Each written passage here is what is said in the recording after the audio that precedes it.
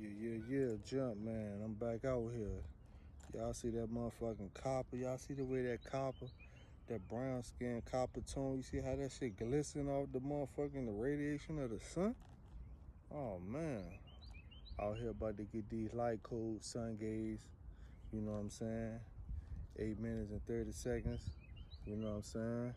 Like my boy Paulo said, I'm back out here at my favorite spot. Back out here in nature because I'm a nature being. You know what I'm saying? You know what I'm saying? Sunrise. Of course I got my copper jug down there. And yeah, man, you know, give me a little meditation on, you know, get my little read on, sun gaze. Yeah, jump, man. Yeah, so I'll get my read on. Y'all see what I got, right? The Book of Wisdom. Shout out to Paulo. Y'all go get y'all the link on his page.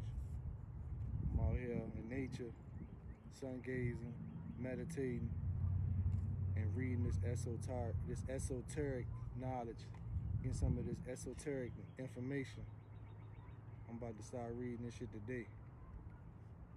Yeah. Book of Wisdom, baby. It's the Book of Wisdom.